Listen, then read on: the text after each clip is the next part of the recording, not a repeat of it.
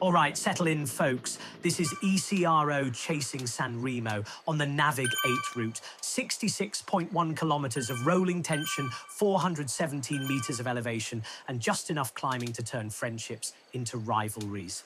And Navig 8, it's a deceptive one.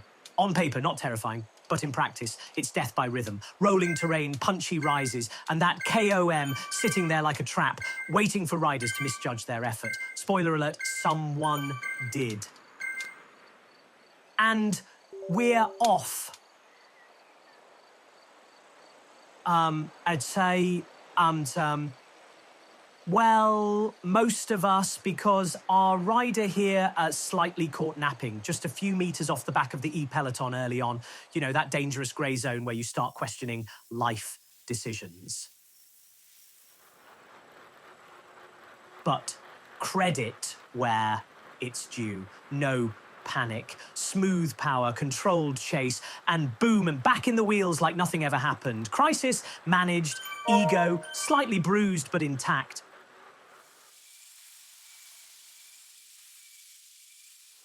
And already, here we go. 2 riders off the front, of course, because in every race, there are those 2 who think they're starring in their own documentary. But our guy doesn't like that narrative. He rolls through the group, lifts the pace, strings it out, and just like that, brings it all back together. No drama, just quiet authority. Not today, boys.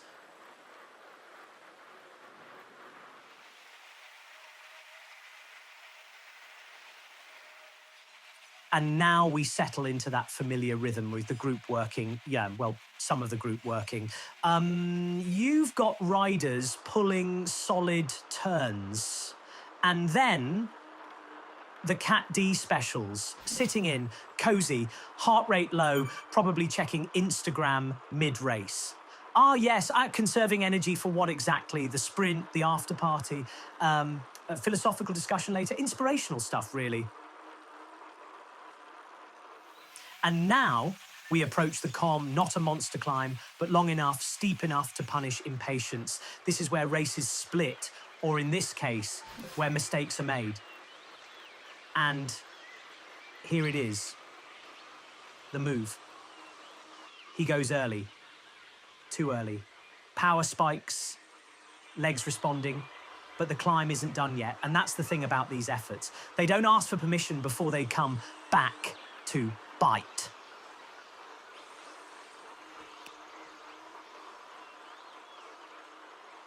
He gaps the group briefly, looks strong, looks decisive, and then the elastic snaps back. The group regroups, but now the pace is relentless. Around 3.5 watts per kilogram, steady, suffocating, no surges, just pressure. And this is the real test, not the attack, not the hero move, but the ability to sit in the hurt.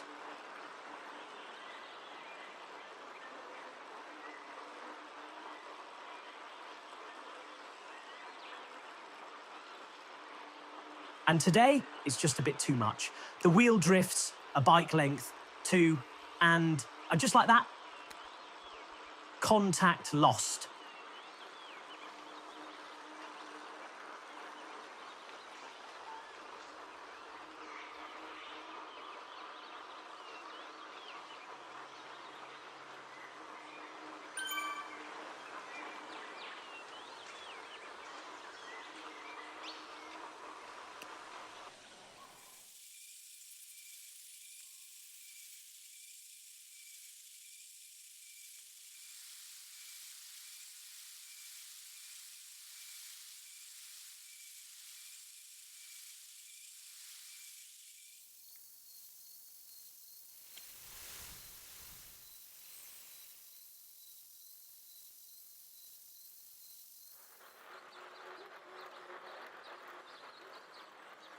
And over the top into the descent.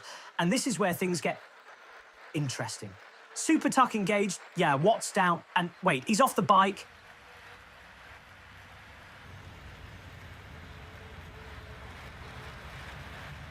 That's right, a mid-race fridge raid, straight to the Red Bull, because nothing says elite race prep like a caffeine top-up halfway down a descent. The legs screaming, the lungs questioning everything, but the mission still alive. Back on the pedals, and now it's a pursuit. There's a rider ahead, then another, targets locked. And one by one, they come back. First, Daniel, then another Cat D rider latching on, and now we've got a trio, but not quite a team. And immediately, the dynamics are clear. Our rider and Daniel trading effort, pushing the pace. And the Cat D rider, oh, he's committed, deeply committed to absolutely never seeing the wind. You'd think the front of the group was lava, not even a flick of the elbow, not even a courtesy pull, just glued to the wheel like it's a contractual obligation. Masterclass in energy conservation, if slightly lacking in, contribution. Final 10 kilometers where it gets personal. And we hit the final 10 kilometers. This is where races are decided, not just in the legs, but in the head. And the legs, they're burning. He's on the limit, thinking about dropping back more than once, because this is new territory, these longer, harder races, this sustained suffering. And yet, there's something about it, a strange attraction, a pull. Stockholm Syndrome, maybe, but the kind cyclists enjoy. Because deep down, this is exactly what he signed up for. The finish, empty but unbroken. Into the final stretch now, hanging on. Just barely, but still there.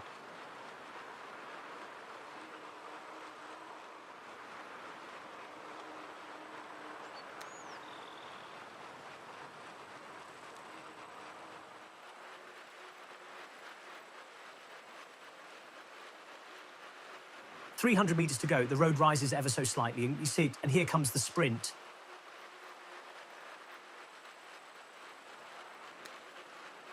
Daniel launches, sharp, decisive, and our rider responds, tries to respond, but the legs, they've already given everything. There's just nothing left.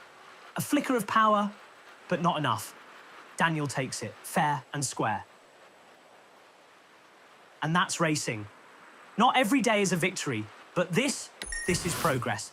From chasing back early to controlling moves to surviving the chaos and fighting all the way to the line. There are lessons here. Patience on the climb, trust the process, and maybe, just maybe, fewer mid-race fridge visits. But make no mistake, this is a rider on the rise. And next time, he won't just be in the race, he'll be shaping it.